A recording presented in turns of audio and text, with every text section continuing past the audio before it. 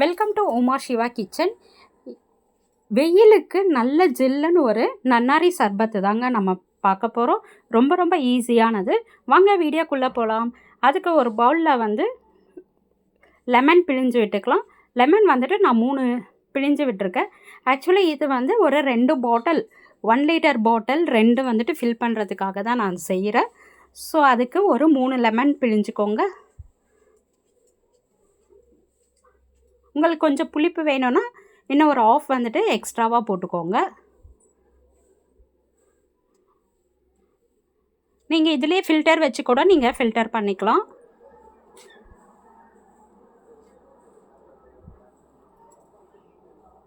இருக்கிற 3 லெமனும் நம்ம இப்போ பிழிஞ்சு வச்சுக்கலாம். நான் இன்றைக்கி கூலிங் வாட்டர் தான் நான் ஊற்றுறேன். ஆக்சுவலி ஒரு அடுக்கு சட்டி ஃபுல்லாக நான் தண்ணி நைட்டே ஃப்ரிட்ஜில் வச்சுட்டு நம்ம அந்த கூலிங் வாட்டர் தான் ஊற்ற போகிறோம். நீங்கள் வேணும்னா ஐஸ் க்யூப் கூட போட்டுக்கலாம். ஸோ இப்போ நன்னாரி சர்பத் இதில் ஒரு கரண்டி ஊற்றுனீங்கன்னா கரெக்டாக இருக்கும். ஃபஸ்ட்டு கொஞ்சம் கொஞ்சமாக ஊற்றி செக் பண்ணிக்கோங்க. இல்லைனாக்கா நிறைய ஆயிடுச்சுன்னா நம்மளுக்கு சாப்பிட்றதுக்கு நல்லா இருக்காது.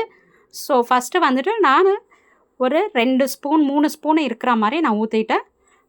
அப்புறம் சியா சீட்ஸ் போட்டு பண்ணலாம். இல்லை நீங்கள் சப்ஜா சீட்ஸ் கூட போட்டுக்கலாம். நான் நைட்டே சியா சீட்ஸ் ஊற வச்சுட்டேன்.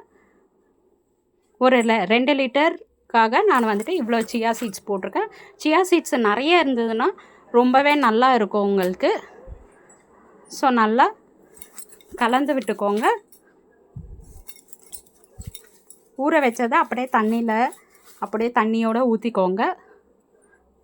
இப்போ தேவையான அளவு சுகர் போட்டுக்கலாம். நம்ம சுகர் உங்களுக்கு ஸ்வீட்னஸ்க்கு ஏற்ற மாதிரி சுகர் போட்டுக்கோங்க. நான் ஒரு 4லேருந்து 5 ஸ்பூன் சுகர் போட்டுக்கிட்டேன். ஸோ மீதம் உள்ள தண்ணி கூலிங் வாட்டர் தான் மீதம் வச்சுருக்கிறத அப்படியே ஊற்றிட்டு கலந்து விட்டுக்கலாம். சுகர்லாம் நல்லா கரையணும்.